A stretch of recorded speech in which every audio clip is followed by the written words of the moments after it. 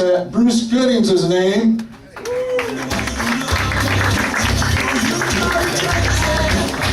Hey everybody, I am Bruce. Yes, I'm from Flint, Michigan, and I'm excited to be here tonight. I really am pumped up, you know? And not just because I love comedy, I'll be honest with you, mainly it's because I'm not in Flint, Michigan. Very happy about that. I'm over 40 years old now, and every year past 40 is worse than the last.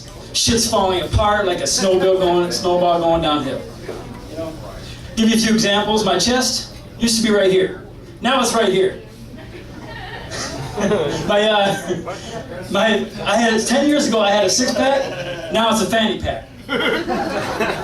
And no matter how hard I try to stay in shape, I'm just A-shape.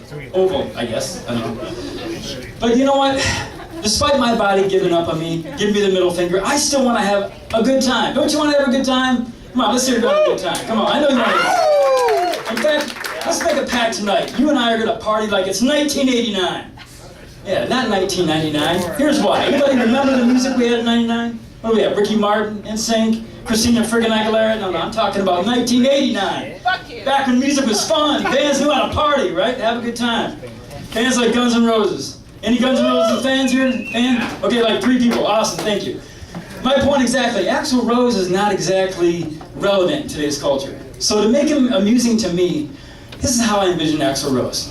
I imagine that he's standing in front of a judge, right? He's fighting a paternity suit filed against him, and for some reason Axl decides to represent himself and sing his defense. Here we go. He's got eyes of the bluest skies, just like the deep blue sea. I know that you think he is mine, but he doesn't belong to me. Whoa, whoa, whoa, that child ain't mine. Whoa, whoa, whoa, whoa, that child ain't mine. Thank you. Zumba classes that pay off, really. But you know what? I know I can't party as hard as I used to. It's not that I'm older. I've got a wife and kids now, and they're depending on me to be responsible. And I have 11-year-old twin boys, right? Raising kids is hard work. Everyone knows that has kids. As for me, when I found out my wife was pregnant, I wanted to be a good parent, so I read every book I could get my hands on parenting. I read Parenting 101, Parenting for Dummies, Parenting for Absolute Fucking Morons. You know what I learned from all those books? Nothing! In fact, my parenting technique for the last 11 years can be summed up in just 2 words. Stop it! Get off that dirty diaper! Get off the roof of the bed! That's because prohibited. Just stop it! And let me tell you, right now, even as I'm speaking, they are not stopping it! I guarantee you, it is still going on, people. But I did find one thing to help me become a better parent. I had a vasectomy a few years ago. Here's how that went down, right? The big day finally arrives.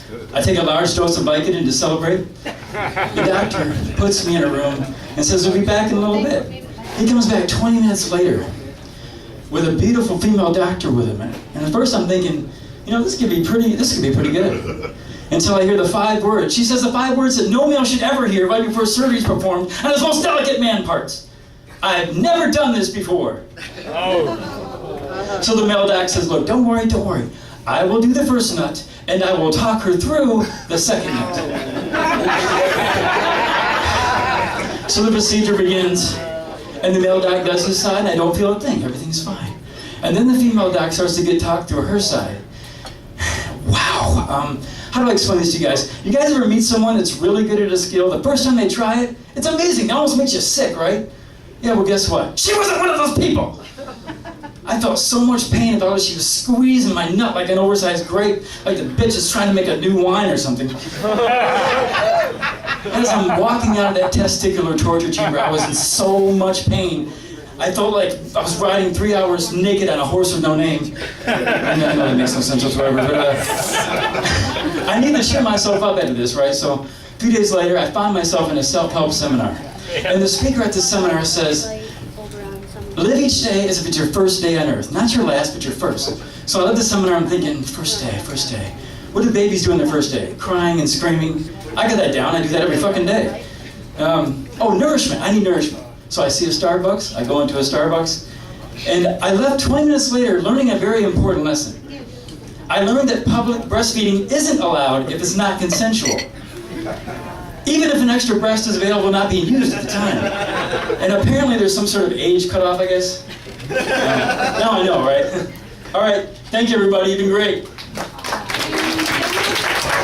Pretty good, by the way.